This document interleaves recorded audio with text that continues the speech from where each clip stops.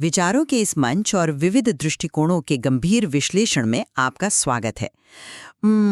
जरा एक ऐसी स्थिति की कल्पना कीजिए, एक ऐसा व्यक्ति जो आपके राज्य में पैदा नहीं हुआ, जिसकी मातृभाषा आपकी भाषा से बिल्कुल अलग है। हाँ, और जो एक नितांत भिन्न सांस्कृतिक पृष्ठभूमि से आता है ना? बिल्कुल। अब कल्पना कीजिए कि वही व्यक्ति अगले 20 सालों तक आपके लोगों की, आपके समाज की सबसे सशक्त और प्रामाणिक आवाज बन जाता है। आज हम 19वीं सदी के ऐसे ही असाधारण व्यक्तित्व कालीप्रसन्न चटर्जी के जीवन और उनकी ऐतिहासिक विरासत पर चर्चा कर रहे हैं, जो कि 1 मार्च 1863 को उत्तरी बंगाल के जलपाईगुड़ी में जन्मे थे। सही कहा। एक प्रतिष्ठित बंगाली ब्राह्मण परिवार से ताल्लुक रखने वाले कालीप्रसन्न ने अपना पूरा जीवन पंजाब में बिताया। तो हमारी आज की चर्चा का मूल प्रश्न ये है कि क्या कालीप्रसन्न चैटर्जी की सबसे बड़ी पहचान ये है कि वे बंगाल और पंजाब के बीच एक सांस्कृतिक सेतु बने, या फिर उनकी असली प्रासंगिकता एक स्वतंत्र बौद्धिक विचारक और संस्था निर्माता के रूप में है? मेरा ये स्पष्ट मानना है कि उनका सबसे बड़ा योगदान भौगोलिक और भाषाई सीमाओं को तोड़कर दो बिल्कुल अलग संस्कृतियों को एक व्यक्ति के भीतर जीवंत कर देना था। देखिए, मैं इस बात से इनकार नहीं करता कि उनका जीवन 2 क्षेत्रों को जोड़ता है, लेकिन मुझे लगता है कि हम केवल उनकी बाहरी पहचान पर बहुत ज्यादा जोर दे रहे हैं। मेरा मतलब है उनके कपड़ों या उनकी भाषा पर। अच्छा। हाँ, मैं इसे एक अलग नजरिए से देखता हूँ। मेरा मानना है कि कालीप्रसन्न चैटर्जी महज एक सांस्कृतिक राजदूत नहीं थे। उनकी असली ऐतिहासिक अहमियत उनकी वैचारिक स्पष्टता, उनकी निडर पत्रकारिता और उनके द्वारा खड़ी की गई संस्थाओं में निहित है। उन्होंने अपने स्वतंत्र विचारों से उन ढांचों की नींव रखी जिन्होंने आधुनिक भारत को आकार दिया। ये केवल संस्कृतियों के मिलने से कहीं आगे की बात है। देखिए, जब मैं सांस्कृतिक सेतु की बात करती हूँ तो मैं केवल सतही चीजों की बात नहीं कर रही हूँ। जरा उस दौर की कल्पना कीजिए। 19वीं सदी के अंत में पहचानें बहुत ही स्थिर और कठोर होती थीं। आपका पहनावा ही आपकी जाति, आपका क्षेत्र और आपका पूरा अस्तित्व तय करता था। हाँ, ये बात तो है। उस वक्त समाज काफी बटा हुआ था। बिल्कुल। अब देखिए, कालीप्रसन्न चटर्जी के पिता ब्रिटिश आर्मी की 5वीं बंगाल कैवलरी में थे और वे चंदन नगर के राजा रामजीवन के वंशज थे। यानी उनका बंगालीपन बहुत गहरा था। एकदम गहरा। लेकिन पंजाब में रहने के दौरान उन्होंने वहां की संस्कृति को इस हद तक अपना लिया कि वे पूरी तरह से पंजाबी परिधान पहनते थे, और उनकी पंजाबी बोली इतनी ठेठ और अक्खड़ थी कि सड़क पर चलते हुए कोई भी उन्हें देखकर यही कहता कि वे एक प्रामाणिक पंजाबी हैं। ये कोई वेशभूषा नहीं थी जिसे वे सुबह पहनते और रात को उतार देते थे। ये एक बहुत गहरा मनोवैज्ञानिक आत्मसातीकरण था। मैं इसे आधुनिक भारत में विविधता में एकता का सबसे प्रारंभिक और सबसे जीवंत उदाहरण मानती हूँ। मुझे आपकी ये बात बहुत रोचक लगी कि 19वीं सदी में कपड़े आपकी पूरी पहचान होते थे। लेकिन जरा सोचिए, क्या इतिहास किसी को सिर्फ इसलिए याद रखता है क्योंकि वो किसी दूसरे राज्य के कपड़े पहनता था? मैं ऐसा नहीं कह रही। बिल्कुल नहीं। हमें उनके जीवन के उस मोड़ को देखना चाहिए जिसने उन्हें वास्तव में गढ़ा। जब उनकी माता दक्षिणकाली देवी का निधन हुआ, तब वो लाहौर मेडिकल कॉलेज में पढ़ रहे थे। हाँ, वो एक बहुत ही कठिन समय था उनके लिए। बहुत कठिन। उस समय लाहौर मेडिकल कॉलेज में होना मतलब समाज के एलीट वर्ग में अपनी जगह पक्की करना था। लेकिन अचानक आए आर्थिक संकट और गहरे अवसाद के कारण उन्हें वो पढ़ाई छोड़नी पड़ी। उस नाजुक उम्र में वे लाहौर के काली मंदिर के स्वामी केशवानंद के पास गए और अल्पकालिक संन्यास ले लिया। हाँ, लेकिन उनके पिता के काफी प्रयासों के बाद वे संन्यास से वापस भी तो आ गए थे, है ना? बिल्कुल, वे वापस आए, लेकिन वे अब वो युवा नहीं रह गए थे जो सिर्फ एक सुरक्षित करियर चाहता था। यहां से उनका असली बौद्धिक सफर शुरू होता है, और ये सफर किसी विश्वविद्यालय की चारदीवारी में नहीं हुआ। उन्होंने साहित्य, संगीत, यहां तक कि बॉटनी और जूलॉजी का गहन स्वाध्ययन किया। खुद से विज्ञान पढ़ना उस दौर में आसान नहीं था। बिल्कुल आसान नहीं था। क्या आपको नहीं लगता कि एक व्यक्ति जो बिना किसी औपचारिक डिग्री के बॉटनी और जूलॉजी जैसी वैज्ञानिक विधाओं में महारत हासिल कर रहा है, उसकी असली पहचान उसकी ज्ञान की भूख है? ये वो बौद्धिक स्वतंत्रता थी जिसने उन्हें मई 1888 में जालंधर और होशियारपुर में कांग्रेस की पहली शाखाएं स्थापित करने की प्रेरणा दी। ये एक वैचारिक योद्धा का काम था।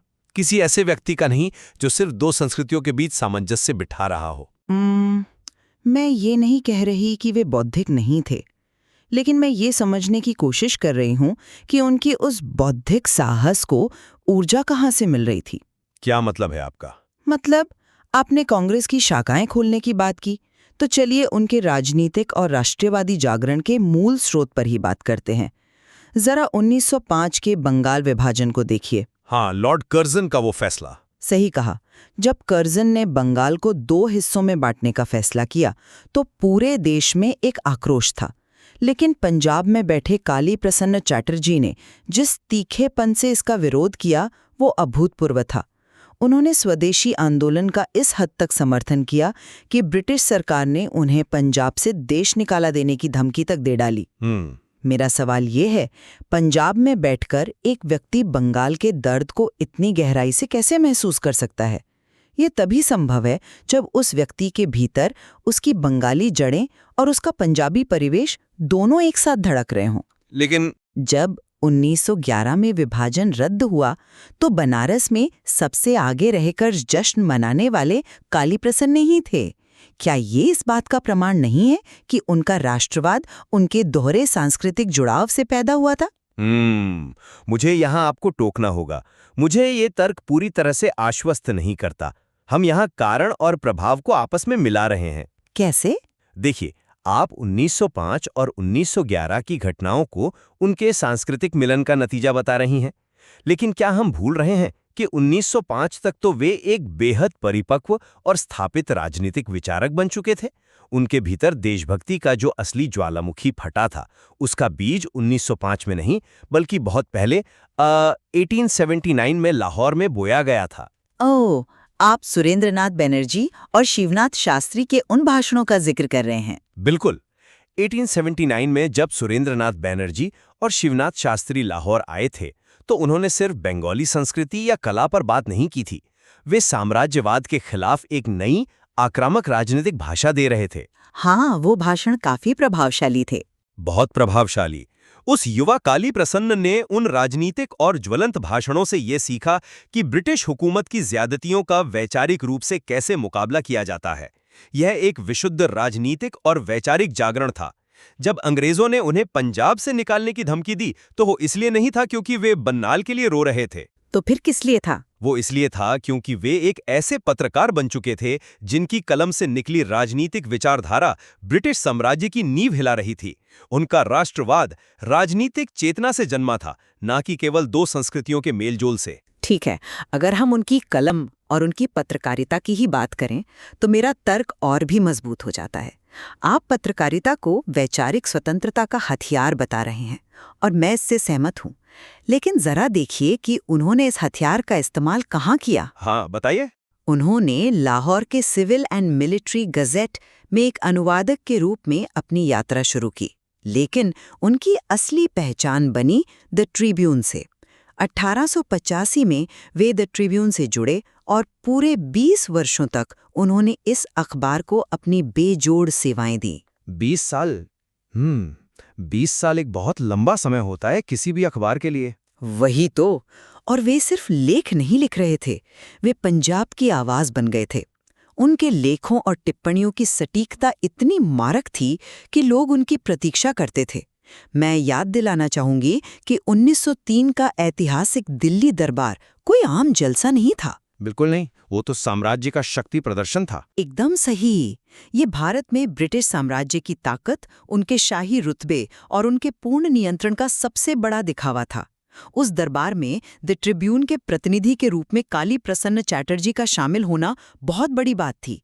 क्या ये इस बात का अकाट्य प्रमाण नहीं है कि एक बंगाली व्यक्ति पंजाब के सबसे बड़े अखबार का चेहरा बनकर पूरे पंजाब का सांस्कृतिक और क्षेत्रीय प्रतिनिधित्व कर रहा था? ये क्षेत्रीय सीमाओं के मिटने का सर्वोच्च प्रतीक है। मैं मानता हूं कि 1903 के दिल्ली दरबार में द ट्रिब्यून का प्रतिनिधित्व करना उनके करियर का एक अहम पड़ाव था।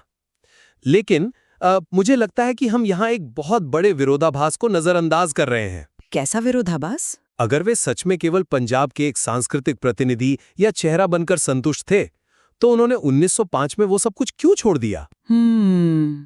क्योंकि राजनीतिक परिस्थितियां बदल रही थीं। सिर्फ परिस्थितियां नहीं बदल रही थीं, वे खुद वैचारिक रूप से एक नई दिशा में जा रहे थे।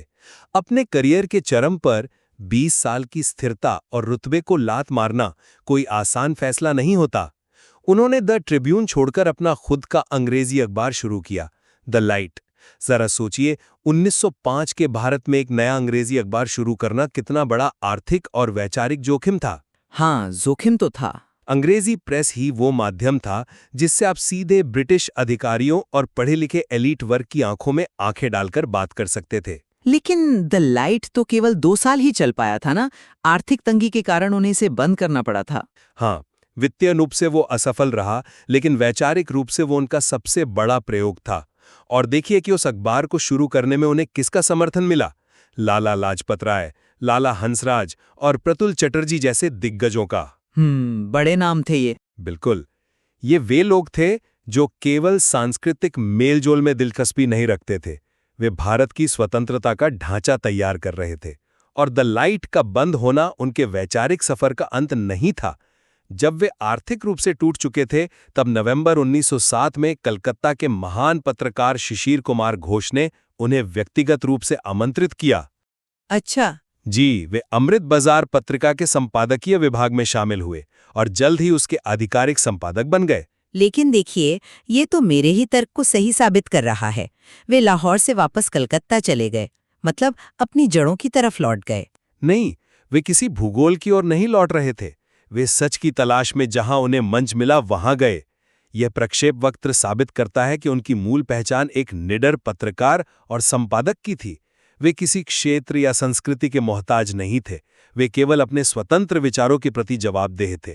पत्रकारिता उनके लिए एक मिशन था, कोई सांस्कृतिक पुल बनाने की परियोजना नहीं। मुझे एक बात समझ नहीं आ रही।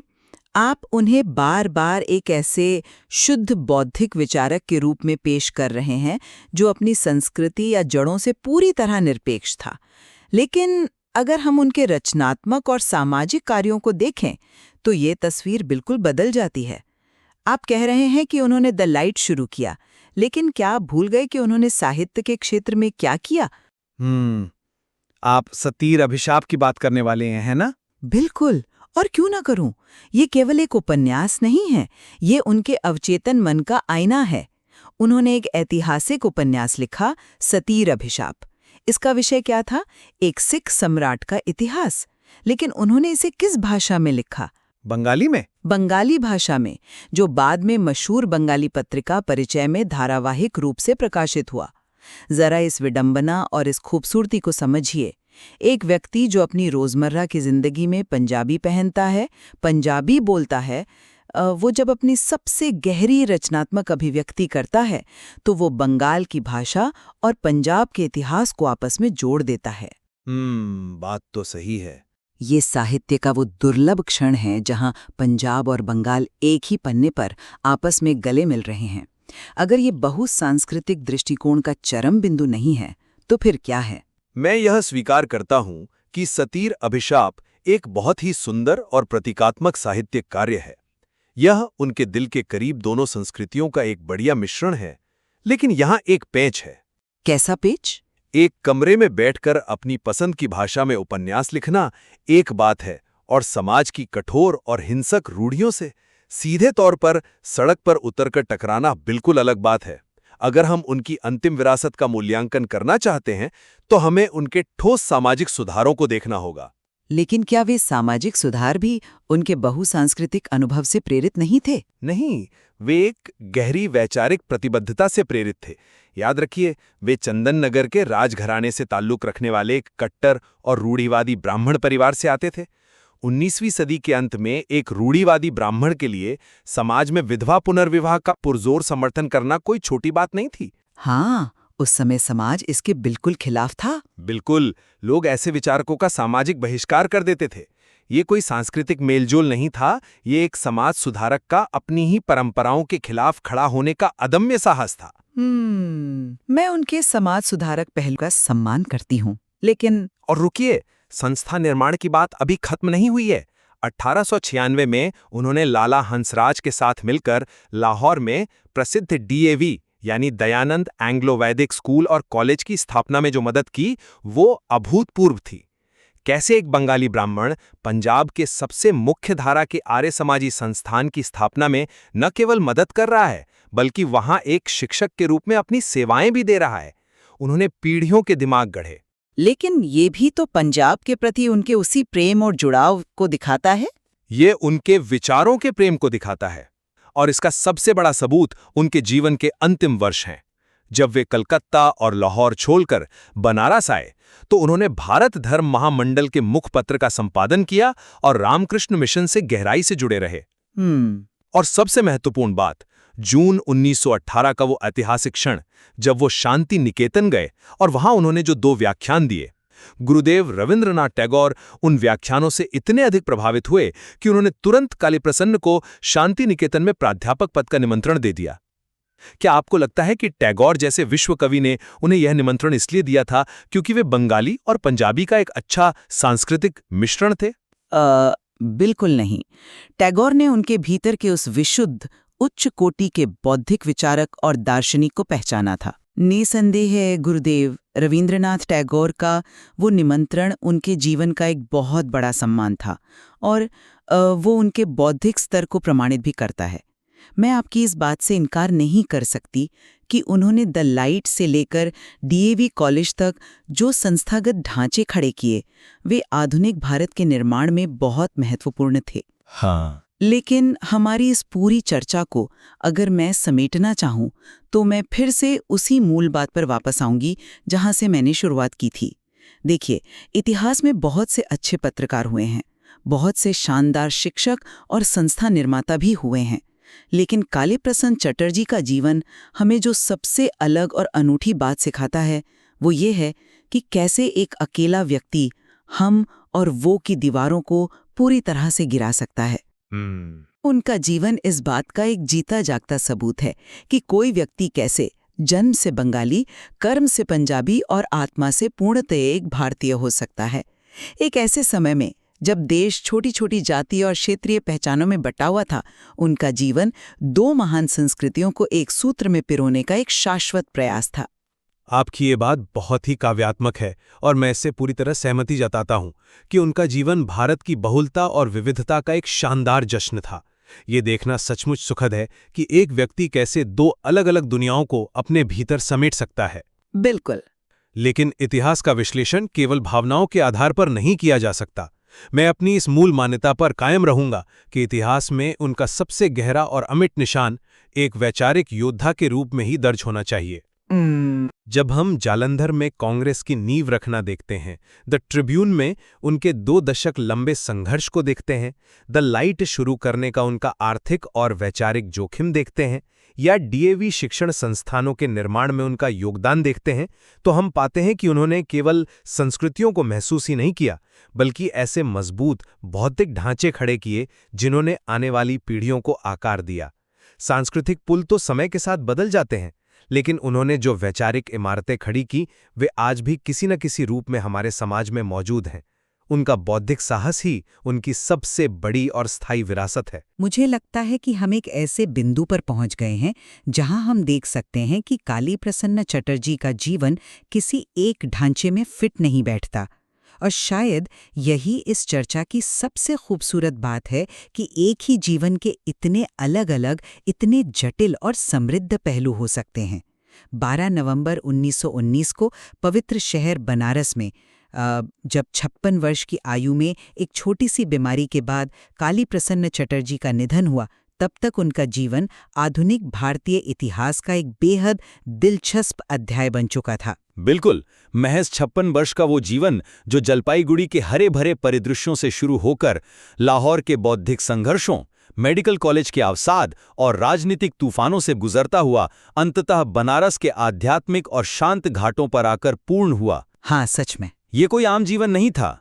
ये अपने आप में 19वीं और 20वीं सदी के भारत का एक सूक्ष्म रूप था। उन्होंने जो कुछ भी किया उसमें एक गजब की तीव्रता थी। छोड़ते हैं कि आप कालीप्रसन्न चटर्जी के जीवन के किस पहलू को आधुनिक भारत के लिए अधिक प्रासंगिक मानते हैं? क्या आप उन्हें एक ऐसे सांस्कृतिक पुल के रूप में देखते हैं जिसने दिलों और क्षेत्रों को जोड़ा, या एक निडर बौद्धिक निर्माता के रूप में जिन्होंने स्वतंत्र विचारों और संस्थाओं की मजबूत नींव रखी? या शायद इन दोनों के बीच कोई ऐसा गहरा संबंध है जिसे हम आज की इस भागदौड़ भरी दुनिया में भूलते जा रहे हैं। अपनी पहचान को जड़ों तक सीमित रखना जरूरी है, लेकिन उन जड़ों से निकलकर नई जमीन पर फलने फूलने का साहस शायद ही एक साधारण जीवन को ऐतिहासिक बना देता है। इस वैचारिक यात्रा में हमारे साथ शामिल होने के लिए आपका बहुत बहुत धन्यवाद।